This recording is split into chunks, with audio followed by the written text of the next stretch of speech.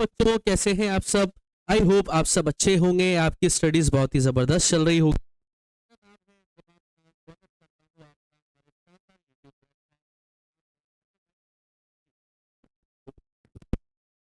जैसा कि बच्चों आपको पता है कि हम प्रारंभ सीरीज के अंदर चैप्टर नंबर 7 डायरेक्टिंग हमने स्टार्ट कर दिया था, और आज हमें बात करनी है डायरेक्टिंग चैप्टर के कारवां को आगे बढ़ाना है। बेसिकली इससे पहले हम 6 चैप्टर्स को बहुत ही अच्छी तरीके से पढ़ चुके हैं, और अगर अभी तक आपने उन चैप्टर्स के लेक्चर्स को नहीं देखा है तो फटाफट से प्लेलिस्ट में जाएं और उनका अच्छी तरीके से रिवीजन करें और नोट्स बनाएं और अपनी प्रिपरेशन को स्ट्रांग करें। और अगर अभी तक आपने चैप्टर नंबर 7 डायरेक्टिंग के भी प्रीवियस लेक्चर्स को नहीं देखा है तो प्लेलिस्ट में जाके इसे जरूर देख लेना बच्चों, ताकि आपको सारी चीजें समझ में आ जाए। बेसिकली डायरेक्टिंग होता क्या है? This is the fourth function of management. There are 5 functions of management. First one is planning, second one is organizing, third one is staffing, fourth one is directing and the fifth one is controlling। ये जो हम directing function of management पढ़ रहे हैं, ये management का 4th number का function होता है, जो कि हेनरी फेयोल के जरिए दिए गए हैं। जो हमने सेकंड चैप्टर पढ़ा था प्रिंसिपल्स ऑफ मैनेजमेंट के अंदर, जो हेनरी फेयोल हमने पढ़े थे, उन्हीं के जरिए 5 फंक्शंस दिए गए हैं। अब डायरेक्टिंग के बारे में हमने एक बेसिक इंट्रोडक्शन कर लिया था कि डायरेक्टिंग का मतलब क्या होता है, इसमें सबऑर्डिनेट्स को क्या करना है, उनको गाइडेंस प्रोवाइड करवाना, उनको इंस्ट्रक्शंस देना, उनको मोटिवेशन देना, उनको लीडरशिप प्रोवाइड करवाना, उनकी प्रॉब्लम्स को सॉल्व करना, काउंसलिंग करना, ये सभी की सभी चीजें जो है गाइडिंग फंक्शन के अंदर डायरेक्टिंग फंक्शन के अंदर परफॉर्म करी जाती है। इसकी इंपॉर्टेंस को हमने समझा था कि डायरेक्टिंग की इंपॉर्टेंस क्या होती है। हर एक इंडिविजुअल एम्प्लॉय का मोरल इंक्रीज रहता है, मोटिवेटेड रहता है, उसे किसी भी तरीके की कोई भी दिक्कत आती है तो उसको सॉल्व करने की जिम्मेदारी भी मैनेजर की होती है, तो गाइडेंस प्रोवाइड करवाते हैं, तो एक अच्छा रिलेशनशिप क्रिएट होता है सुपीरियर और सबऑर्डिनेट के बीच में। तो ये कुछ चीजें जो है एक बेसिक इंट्रोडक्शन हमने डायरेक्टिंग फंक्शन के अंदर पढ़ा था, और इसके कुछ प्रिंसिपल्स भी हमने बहुत ही अच्छी तरीके से समझने की कोशिश करी थी कि आखिर प्रिंसिपल्स क्या क्या होते हैं डायरेक्टिंग फंक्शन ऑफ मैनेजमेंट के। आज हम आगे बात करेंगे बेटा फाइनेंशियल और नॉन फाइनेंशियल इंसेंटिव्स की। इंसेंटिव्स हर वो चीज बेटा जिससे आप एक इंडिविजुअल एम्प्लॉय को मोटिवेट कर सकते हैं ताकि वो अपनी परफॉर्मेंस को इंक्रीज करे। इंसेंटिव्स कैश में भी दिए जाते हैं और काइंड में भी दिए जाते हैं। तो 2 तरीके के इंसेंटिव्स होते हैं। एक फाइनेंशियल इंसेंटिव्स होते हैं जिन्हें आप मॉनेटरी टर्म्स में काउंट कर सकते हैं, जो कैश वगैरह में दिए जाते हैं, और एक नॉन फाइनेंशियल इंसेंटिव्स होते हैं जो काइंड में दिए जाते हैं, जिन्हें आप मॉनेटरी टर्म्स में काउंट नहीं कर सकते। तो बेसिकली अगर आपसे एग्जाम में पूछा जाए कि सर इंसेंटिव आखिर क्या होते हैं, तो इंसेंटिव वो चीज होते हैं जो इस्तेमाल किए जाते हैं एम्प्लॉयज को मोटिवेट करने के लिए ताकि वो अपनी परफॉर्मेंस को इंक्रीज कर सकते हैं। And there are 2 types of incentives. First one is financial incentives. Financial incentives वो इंसेंटिव्स होते हैं जिन्हें आप एक मॉनेटरी वैल्यू में काउंट कर सकते हैं, जिन्हें आप मेजर कर सकते हैं, मॉनेटरी टर्म्स जिन्हें आप दे सकते हैं, एक न्यूमेरिकल वैल्यू जिन्हें आप दे सकते हैं, वो फाइनेंशियल इंसेंटिव्स होते हैं जो एम्प्लॉयज को मोटिवेट करने का काम करते हैं। अब सवाल ये निकल के आता है सर, और बड़ी बड़ी ऑर्गेनाइजेशन के जरिए कौन कौन से फाइनेंशियल इंसेंटिव्स का इस्तेमाल किया जाता है अपने एम्प्लॉयज को मोटिवेट करने के लिए? तो पहला होता है पे एंड अलाउंसेस। पे and allowances chief monetary incentives होते हैं बेटा, हर एक एम्प्लॉय को दिए जाते हैं। जैसे सैलरी के अंदर आपके बहुत सारे अलाउंसेस इंक्रीज होते हैं। एक एम्प्लॉय इस बात पे मोटिवेटेड रहता है कि उसने 1 साल आपकी कंपनी में काम किया है, तो जाहिर सी बात है अब उसकी सैलरी क्या होगी, इंक्रीज होगी। तो हर साल जो इंक्रीमेंट मिलता है एक एम्प्लॉय को अपनी सैलरी के ऊपर, वो इंक्रीमेंट भी एक एम्प्लॉय के लिए मोटिवेशन का काम करता है ताकि वो अपनी परफॉर्मेंस को और भी बेटर कर पाए।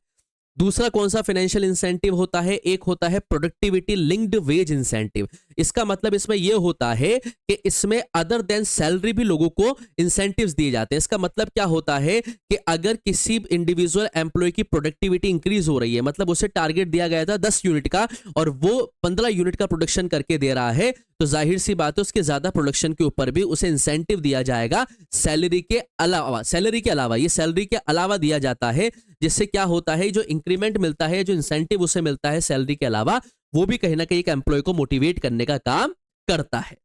तीसरा फाइनेंशियल इंसेंटिव होता है बोनस। बोनस जो होता है जनरली बच्चों, जैसे कोई बड़ा त्योहार आता है, जैसे इंडिया के अंदर अगर हम बात करें तो दिवाली एक बड़ा नेशनल फेस्टिवल माना जाता है, तो बोनस जो होता है वो भी बहुत सारे एम्प्लॉयज को दिया जाता है अदर देन सैलरी, जिसमें कैश में बहुत सारी चीजें दी जाती है एम्प्लॉयज को। स्पेशली हम बात करते हैं उन एम्प्लॉयज के बारे में जो मैनुअल काम ज्यादा करते हैं, या जो सेमी स्किल्ड लेबर होती है, जो अनस्किल्ड लेबर होती है, उनको ज्यादातर बोनस वाली फैसिलिटी प्रोवाइड करवाई जाती है। तो ये भी एक फाइनेंशियल इंसेंटिव होता है जिससे आप अपनी कंपनी के एम्प्लॉयज को मोटिवेट कर सकते हैं।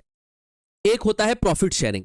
प्रॉफिट शेयरिंग मतलब डिविडेंड। जाहिर सी बात है भाई, बड़ी बड़ी कंपनीज होती है वो बहुत ज्यादा क्वांटिटी में क्या करती है बेटा, प्रॉफिट अर्न करती है। तो जब बड़ी बड़ी कंपनीज अपने प्रॉफिट का कुछ हिस्सा अपने एम्प्लॉयज के साथ शेयर करती है तो जाहिर सी बात है एम्प्लॉयज जो होते हैं उनका मोटिवेशन एक पीक लेवल पर होता है और वो अपनी 100% इफेक्टिवनेस और एफिशिएंसी के साथ काम करने के लिए भी तैयार रहते हैं। को पार्टनरशिप या स्टॉक ऑप्शन क्या होता है, इसमें डिफरेंट डिफरेंट कंपनीज क्या करती है बेटा, जो इक्विटी शेयर्स होती हैं, कंपनी जो अपनी इक्विटी शेयर्स होती है उन्हें एक कम प्राइस पर, जो मार्केट से वो ले रहे हैं उससे कम प्राइस पर वो क्या करते हैं, अपने एम्प्लॉयज को इक्विटी शेयर्स इशू कर देते हैं।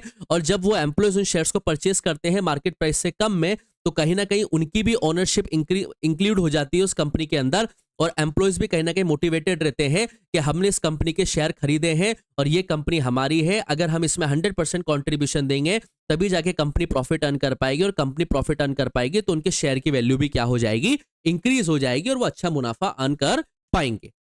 रिटायरमेंट बेनिफिट्स होते हैं बेटा, जैसे गवर्नमेंट नौकरी के अंदर रिटायरमेंट के बाद भी बहुत सारे बेनिफिट्स मिलते हैं, जैसे पेंशन दी जाती है, ग्रेच्युटी दी जाती है, फाइनेंशियल सिक्योरिटी दी जाती है। आजकल बहुत सी बड़ी बड़ी मल्टीनेशनल कंपनीज जो है, प्राइवेट कंपनीज जो होती हैं, वो भी रिटायरमेंट बेनिफिट्स आपको प्रोवाइड करवाती है इंडिविजुअल को। तो ये भी एक तरीके का फाइनेंशियल इंसेंटिव होता है जो एक इंडिविजुअल को मोटिवेट करने का काम करता है। परक्विसिट क्या होते हैं, इसमें अदर बेनिफिट्स आ जाते हैं, जैसे कार दे दी गई, कार के अलाउंस दे दिए गए, हाउस का रेंट दे दिया गया, या मेडिकल क्लेम दे दिया गया, या बच्चों के एजुकेशन का खर्चा उठा लिया गया। तो ये सारी की सारी चीजें भी मिससेलेनियस के अंदर आ जाती है। ये मिससेलेनियस इंसेंटिव्स होते हैं जो भी क्या करते हैं कि इंडिविजुअल एम्प्लॉय को मोटिवेट करने का काम करते हैं। तो ये जो इंसेंटिव्स हमने पढ़े हैं बेटा, ये सारे के सारे फाइनेंशियल इंसेंटिव्स है जिसमें मॉनेटरी टर्म्स में जिसे आप काउंट कर सकते हो, जैसे सैलरी है, इंसेंटिव है, बोनस है, प्रॉफिट शेयरिंग है, इक्विटी शेयर्स होल्डिंग है, रिटायरमेंट बेनिफिट और मिससेलेनियस फाइनेंशियल इंसेंटिव्स है।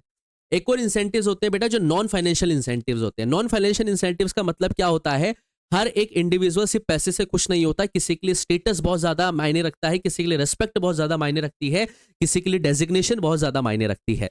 तो उन लोगों को जो इंसेंटिव्स दिए जाते हैं वो नॉन फाइनेंशियल इंसेंटिव्स कहलाते हैं। जैसे स्टेटस, स्टेटस का मतलब क्या होता है, एक डिफरेंट ऑर्गेनाइजेशन के अंदर जो डेजिग्नेशन होती है, जैसे मैनेजर का सीनियर मैनेजर बनना, एक जूनियर मैनेजर का असिस्टेंट मैनेजर, फिर असिस्टेंट मैनेजर का सीनियर मैनेजर बनना। तो बहुत बार डेजिग्नेशन भी चेंज किए जाते हैं, स्टेटस भी दिया जाता है एक पर्टिकुलर पर्सन को, वो भी एक नॉन फाइनेंशियल इंसेंटिव ही होता है। ऑर्गेनाइजेशन का क्लाइमेट, ऑर्गेनाइजेशन का क्लाइमेट भी बहुत इंपॉर्टेंट रोल प्ले करता है बेटा किसी भी बिजनेस की ग्रोथ के लिए।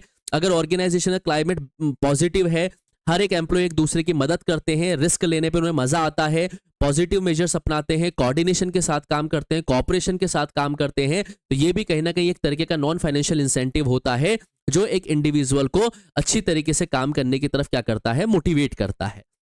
करियर एडवांसमेंट अपॉर्चुनिटीज भी होती है बेटा। मैनेजर लगातार अपने एम्प्लॉयज को अपॉर्चुनिटी प्रोवाइड करवाते हैं कि वो ट्रेनिंग के जरिए अपनी स्किल्स को और ज्यादा इंप्रूव कर पाए, ताकि जब वो हायर लेवल जॉब्स में प्रमोट हो तो उनको कोई दिक्कत ना आए।